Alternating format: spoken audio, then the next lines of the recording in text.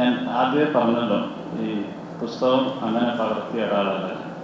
എനിക്ക് ഈ സിനിമയിൽ, നിങ്ങൾ സിനിമ കാണുമ്പോൾ മാത്രം അറിയാവുന്നതുകൊണ്ട് അത് ഡീറ്റെയിൽ പറയാം. ഈ സിനിമയിൽ എനിക്ക് ഏറ്റവും പ്രിയപ്പെട്ടതായി തോന്നിയ അത് ആ പുസ്തകത്തിലില്ലാത്തൊരു സീനുണ്ട്.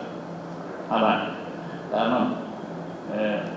ഞാൻ എന്നും വിചാരിച്ചിട്ടുണ്ട്, ഭൂമിയുടെ മുകളിൽ നിന്ന് നോക്കുമ്പോൾ നമ്മളും മൃഗങ്ങളും ഒക്കെ ഈശ്വരനെ സംബന്ധിച്ചിടത്തോളം ഈക്വലായിട്ട് തോന്നിയിട്ടുണ്ട്. അതെനിക്ക് ഒരുപാട് മുമ്പേ തോന്നി. അപ്പം അത്തരത്തിൽ മൃഗങ്ങൾ നമ്മളോട് എങ്ങനെയാണ് കമ്മ്യൂണിക്കേറ്റ് ചെയ്യുന്നതിൻ്റെ ഒരു വലിയ ഒരു ഉദാഹരണമായിട്ട് ഒരു കുഞ്ഞ് ആട്ടുകുട്ടി ദേഹവുമായിട്ട് അഭിനയിച്ചിട്ടുണ്ട്.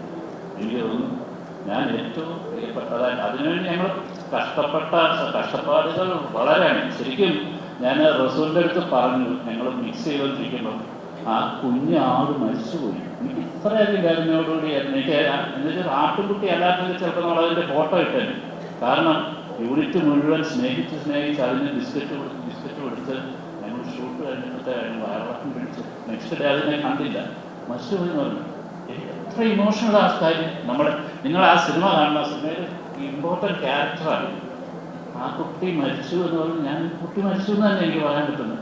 അപ്പം ഇങ്ങനത്തെ ഇമോഷണലി നമുക്ക് എല്ലാത്തിനോടും, ബെന്യാമിനെ ചെടിയാണെങ്കിൽ എനിക്ക് ആട്ടുകുഞ്ഞിനോടാണ് എൻ്റെ ഏറ്റവും വലിയ സ്നേഹം, ഇഷ്ടം എന്ന് പറയുന്നത്. അപ്പം ഓരോരുത്തരെയും അങ്ങനെ ടച്ച് ചെയ്തിട്ടുള്ള പല പല കാര്യങ്ങളുണ്ടാകും. അതുകൊണ്ട് തന്നെ ഞാൻ പറഞ്ഞ് ഞാൻ എഴുതിയതിലും, കാരണം ഞാനത് റസൂലുമായിട്ടും അത് സംസാരിച്ചിട്ടുണ്ട് അല്ലേ, കൺസോളിയേറ്റർ.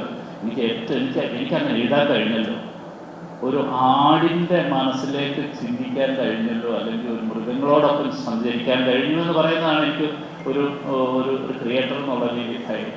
അതുകൊണ്ട് തന്നെ ഞാൻ പറഞ്ഞ് ഞാൻ ഇത്രയും കാലം ചെയ്ത സിനിമകൾ, അപ്പം എൻ്റെ ചില സ്വാതന്ത്ര്യങ്ങളിലേക്കൂടെ സിനിമയെ എനിക്ക് വിട്ടുതരണം എന്നുള്ളൊരു അഭ്യർത്ഥനയോടെയാണുള്ളത്.